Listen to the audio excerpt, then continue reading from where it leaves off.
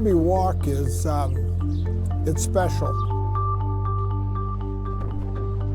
When you take a yearling horse that you probably bought or even raised, and then you spend 2 years getting them to the ultimate race, the Kentucky Derby, and you make that big walk all through that crowd, all the way around to the tunnel.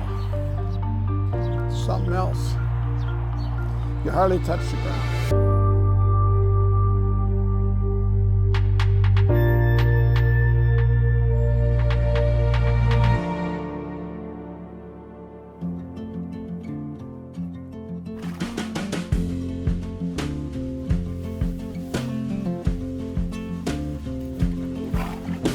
Well, if you went to my hometown in Wisconsin, May 2nd, which is Derby Day here, and walked down Main Street, which is about 6,000 people in the whole community, and Main Street's pretty short, and asked them if there was a great sporting event going to happen on that Saturday afternoon, I bet you couldn't find 3 people that could tell you they're going to run the Kentucky Derby. So starting from there was tough.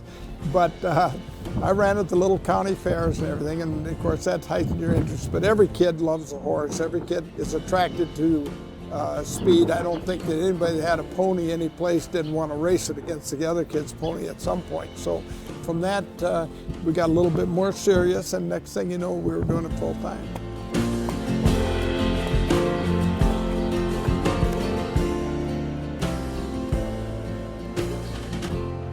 When I switched over from the quarter horses, we were having so much success that I thought, hell, we'll do fine in this too. And I told a couple of my buddies, I said, I'm going to switch to thoroughbreds full time, and I'll be in one of these in 2 years. And everybody rolled off the bed almost. We were all laying there in the motel listening to the Derby. And I ran my first horse in the Preakness, and we won it. It was Codex in 1980. So I thought, hell, this is no big deal. I didn't realize it was going to take 8 more years to get this one here when Winning Colors won in '88. I totally underestimated how tough this is and how humbling this race is. This one's for just all the guys that ever dreamed it. It's from here, the top of the world, we're looking down.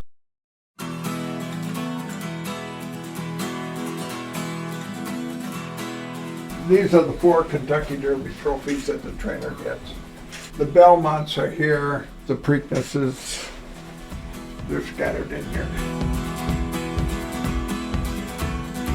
I'm self-taught.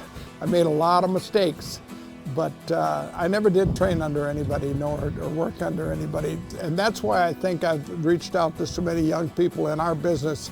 A lot of the top trainers in the country, and if you take the top 10 or 15 standings, have come through this program. So we're really proud of that.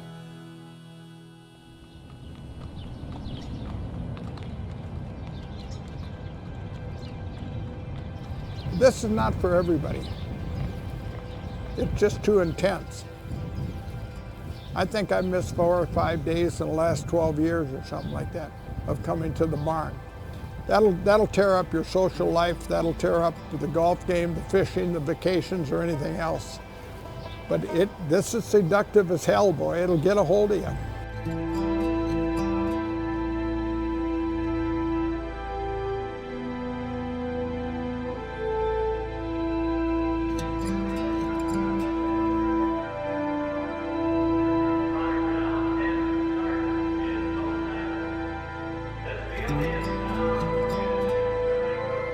When you got a yearling crop coming in of good bred horses or horses that you bought in sales, and then you could look forward to them being 2 and then 3 into this situation, Derby week or Preakness week, that's what it's all about.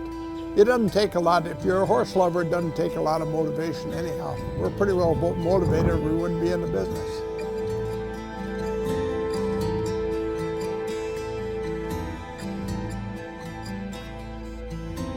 The reality of it is we're here about 16, 17 hours a day at the barn, so why have it be anything but pristine, clean, sharp, and so forth? When you, as a potential client, walk by here, I want you to stop out there on the road and look in and say, wow, look at that spot. I'd like to have my horse there. So there's a certain amount of marketing there. But of course, the proof is you're going to have to produce at some point and get some winners. But we always felt that we're going to spend a lot of time here. At least we're going to be comfortable. I like things done well. But the bottom line is this. If you demand from your help this situation here, where it's polished, that person will carry that attitude into the stall and will do the same thing with the horse. As a trainer, you might take them too far, not enough. You might train them on a day you should have walked them on a day you should have trained them. There's all kinds of ways to get to the winner's circle. But there is probably no excuse for not giving him every opportunity from a health standpoint to get the best performance. We're fanatic about it. And as you know from your product and why we have even chose 707 is the simple reason that we think we give that horse the best chance to be healthy, happy, and run well.